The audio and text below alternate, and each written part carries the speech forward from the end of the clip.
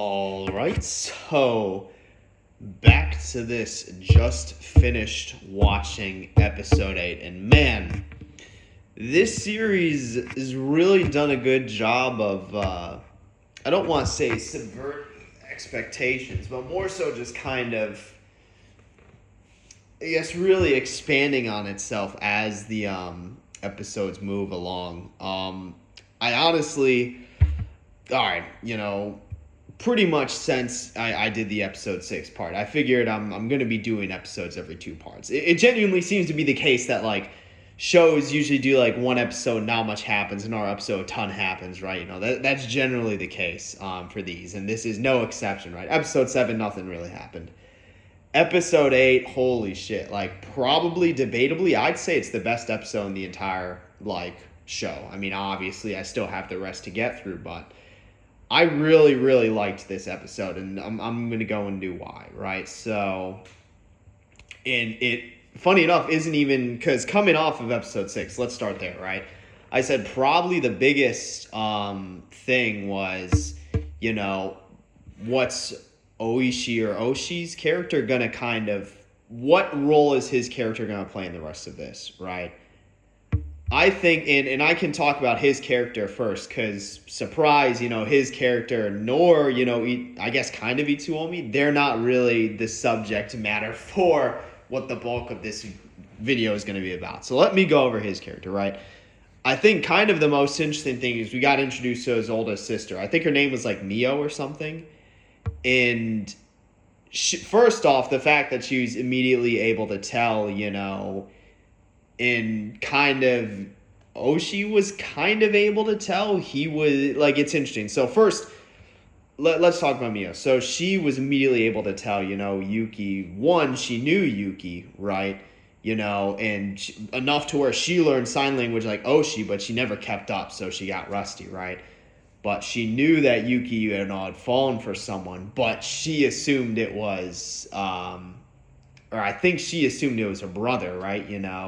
Oshi, and that kind of went hand in hand with him keeping up in sign language. But unfortunately, she realized it was what she described as the silver-haired dude, right? I think she saw him with Yuki and immediately kind of realized what was going on, what had happened. And that puts her in an interesting position, especially as, like, a sibling of the opposite gender, especially older, because that's something to where her being a woman, right, and the older sibling to Oshi, it's kind of a question of what does she do now, realizing that. And again, it's funny because she even pointed out that Oshi, like, wasn't willing to sign, that he had been specifically practicing sign, right? And I think she kind of knew, and chances are, like, over time, she probably knew, her brother had a thing for Yuki, right? Which I think, and I didn't want to say he always had a thing. Like, I didn't want to make that step, right, to say he had a thing for Yuki. I mean, I feel like that was kind of implied, but I felt like that was just more part of the tsundere archetype. But again, it's interesting how Yuki noticed that when he was, I guess, signing or whatever to her, right, or talking to her, he kind of had his head down, and that was when he was asking about Itsuomi, right? I think, originally he was, I think, worried just on a surface level about Yuki spending time with him, right? Because he was more protective and possessive of her in that instance. But I think between the conversation he had with Yuki's mother and then again now kind of getting a bit of a confirmation from her, I think he kind of realized that she has her eyes set on him or vice versa, right? If not, it being mutual. So I think he kind of realized there, but I think subsequently, again, like I mentioned, I think Mio realized that I don't even know if her name's actually Mio. Like, imagine it's just not. Or I think it's Mia, not Mio. What? Mio's the, like, all right, Mia, like, but I think she realized that, like, that's something to where she probably had some sneaking suspicion. Like, she probably knew her brother had a thing for him, even if he never actually admitted it, right? Or a thing for her, if he had never admitted it, right? I think she probably thought it was just a matter of time till, and I think that's what she thought, that, because Yuki was that way, she had eyes on Oshi, right? But obviously seen her with the silver hair dude shut that down, kind of realized that. So she's in it, and I'm kind of just working around, but she's in an interesting position because I think she kind of realizes what's going on, and I think really more than anyone, it's up to her to kind of talk to her brother, and kind of like to talk to him and then just, get his feelings laid bare and kind of figure out what's going to happen, right? Or what's going to need to happen. And I think that'll be in probably the latter part of this show. So, again, I think that is a good close on there because that's not what the bulk of this video is going to be about. The bulk of this and what's going to be about and why I think episode 8 is probably the best in the series is Emma and then Sheen, right? And then really Itsuomi is also a part of that. But kind of, it's funny because in the episode 6 and even in the episode 4 video, I talked about how I didn't know their names, right? But Sheen and Emma, I talked about how interesting their characters were, because they were kind of on the outside. They weren't like, I still don't know their names. They weren't Yuki's friend and they weren't Itsuomi's friend, right? They were kind of on the outside going in, right? Looking and trying to figure out in peace what happened, which we finally saw they did that occur, right? But again, the main thing is, we got the backstory, I don't want to, because, I'm going to be honest, I didn't even really get the impression that, I don't, obviously Emma, we knew was head over heels for Itsuomi, right? He just didn't really reciprocate. I didn't originally see it as Sheen having a thing for Emma. I'm not going to lie and say that, oh, yeah, I knew that was... But, I kind of had a sneaking suspicion. I didn't bring it up, right? I think I just brought it up as more like a possibility, but it was just more like a potential rather than, oh, this is 100% a thing. Versus, where I was more that way with Oshi, right? But obviously we got their backstory in this episode. And I'll say, before I get into... I'll get into it, so... Again, obviously, Sheen has a thing for Emma, right? And it's been that way for years. And they've known each other for however long since high school. And it's funny because, Itsuomi was involved, right? So Itsuomi moved high schools and Emma immediately fell for him. But we know that Sheen had a thing for Emma, right? Via that rooftop, right? Their interaction. And it's interesting that, so there's kind of a love triangle there. Very similar to the current love triangle, right? I guess not really anymore because Yuki and Itsuomi are a thing. But again, it's just interesting in terms of we're getting basically that exact same setup. And I think what's interesting is, so Itsuomi's buddy said to Sheen that basically, well, what was it? Sheen was like, oh, should I ask out Emma? And then he friggin' dropped what would you call it? I guess a jug of alcohol, right? And then he's like, dude, I think she's been waiting for you. But I'm going to shut that down. I don't think, I could be completely wrong. But, it's seemingly confirmed that she still has eyes for Itsuomi. She could be doing the weird thing that women sometimes do where they'll lead you on in fake affection. But to be fair, she literally did that exact thing, right?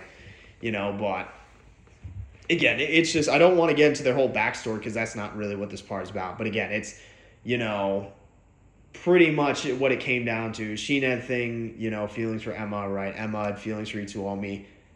Sheen confronted Itsuomi, right? Oh, when are you going to get with Emma, right? She likes you. And Sheen and Itsuomi's like, oh, I'm not really interested. But because, he rather than him viewing that as, oh, he's not interested in Emma, he viewed it kind of more as he's going to put her on hold, right?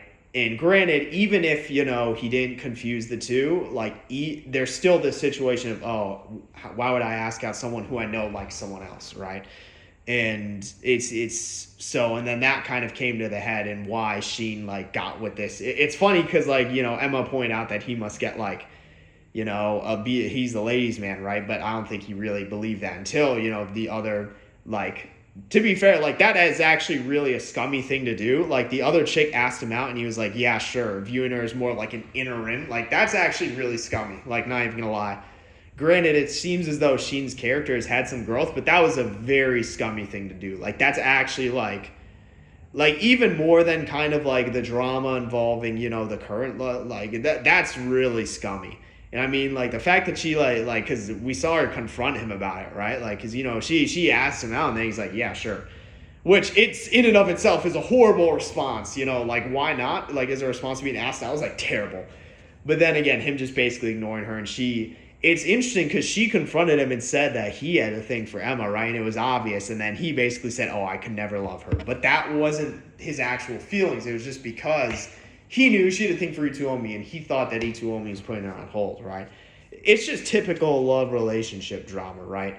And kind of that evolves into the present day where he still has this thing for Emma. Emma still has this thing for Itsuomi, despite however many years passed. And none of them really be like Itsuomi, it's hilarious. Dude's like the ultimate ladies man. Like he's just kind of like he got his eyes on Yuki and like bagged her in like a month, like which is pretty crazy. But like, you know, it's something to where neither Emma nor Sheen and even nor Oshi were really ever able to move on from their love interest, right? Which I think is kind of interesting. And what I want to translate this to is what I think this episode does a really good job of, and what I liked, and specifically how it focused on the characters of Emma and Sheen, right? Because I did, even in episode 6 and even 4, talk about being interested in them, right? You know, as, like being interested in their characters. You know, what it comes down to, and kind of the big thing there, and what I brought up is that, you know, or was that like I wish to see more of them. But again, back to this episode, right? So what it does such a good job is for most of these shows, their like relationships and romance are portrayed in like a vacuum. You have 2 potential love interests, maybe a third, like, and then that's basically it, right? Like nobody else outside of them. Maybe there's like couples outside of them, but there's never any other love conflicts, right? I think what this episode does a really good job of is because there's so many, you know, romantic interests, competing, conflicting interests, right? There's so much of that conflict there. It does a good job to show that, hey, this is like life. This is just kind of how it is. You know, that may sound negative or like, you know, pessimistic, but that's just kind of the reality of it, that, you know, not everybody can get what they want out of love at the end of the day. Like, I mean, and that's just how it is. Like, I mean, like, so like, let's do it this way. So again, I talked about the dual love triangles, right? You had the initial love triangle of Sheen, Emma, and Itsuomi. Funny enough, nobody got what they wanted out of that one, right? Itsuomi kind of indifferent. Emma wanted Itsuomi, couldn't get him. Sheen wanted Emma, couldn't get him, right? The current love triangle of Oshi, Emma, or Oshi, Yuki, and Itsuomi. Yuki and Itsuomi got together, but unfortunately that leaves Sheen, right? But now you kind of have the situation where Emma not Sheen, Oshi, but Sheen still wants to ask out Emma, but it seems like he's not going to, right? So you have a situation to where the only 2 people in this scenario who get what they want are Yuki and Itsuomi, right? Oshi, Emma, and Sheen, they can't get what they want, which is tough, but that's kind of how it is, right? That's the reality of it. At the end of the day, you can't force someone to love you back, right? You know, that's kind of a hard truth to learn, but I think most of us, I can say, you know, have encountered that at some point, right? Especially in a scenario like this where there's so many different like conflicting, you know, competing like love interests, right? And I think that does a good job to show kind of it is how it is. Because I'll say in the early, like in the first half of the season, the focus was entirely on, you know, Yuki, Itsuomi, and then Oshi, and kind of how Oshi fits in. Unfortunately, he never really stood a chance. Like, he just wasn't even a consideration to Yuki. But it's something to where it's like, but because this is basically purely through episode 8, and why I say it's probably the best episode, gonna be the best episode in the show, because it expanded on it through Emma, Sheen, and Itsuomi's backstory, right? because they expanded on that through them, it has a much greater, broader perspective, and it kind of just enforces the just sort of, that's kind of the reality of it, like, type of idea, right? So versus like it being just purely in this vacuum of the current love triangle. Instead, it's just like, I mean, people get hurt, right? Out of love, and that's just kind of how it is, And I'd say where am I going with this? In like I guess kind of for the next parts, right? I think the main thing I'm curious about is because now the show's really kind of blooming, right? I'm curious to see specifically involved, like, I think Yuki and Itsuomi, they're going to stay together, right? I don't think, I don't think it would make sense for them to all of a sudden, to break up or anything crazy. Like, that's just, I don't think that's what's going to happen. Oh, yeah, one thing I did want to say. So, because this reminds me back to, let's say, the one series I've kind of been with, right? Or most recently that I've kind of been involved in, like Komi Can't Communicate.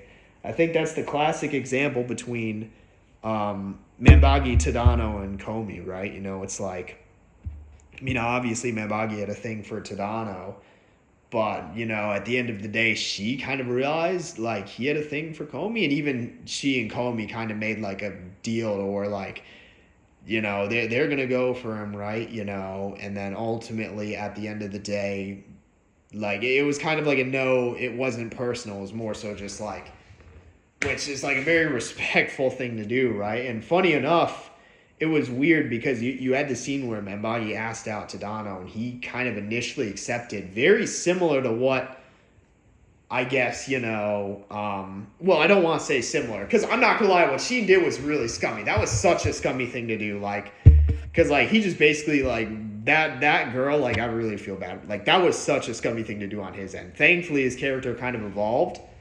But that was such a scummy thing to do. And I think, that's why it's what he needed to do was just say oh no, I had my eyes set for, because I guess even if, Emma had a thing for Itsuomi, right? I mean, just the reality is that you can't commit yourself. I mean, at the very least, he could have spent time with her, right? But even then, his heart wouldn't have been in it. You can't commit yourself to another relationship when you have eyes on someone else. That's just, you can't really do that, right?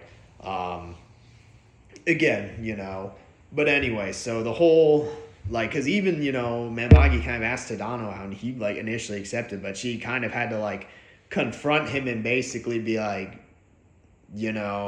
what about your feelings for Komi, right? And are you willing to let that go? And he was kind of not really. And she's then, you need to resolve that. And then he ended up just asking her out, and they became a thing, right? But it's what I'm in, kind of what I'm going to bring it to here is I'm curious about Oshi, Emma, and Shin, right? I don't even really care about Yuki and Itsuomi at this point. I'm curious what's going to happen with those three characters. Specifically, I'm still curious about Oshi, right? I'm curious if Mia, especially as an older sister, right? What kind of conversation she's going to have with him, since she now kind of knows, I think, realize what's happening, that Yuki's with someone else, and that kind of leaves Oshi in the dark, again.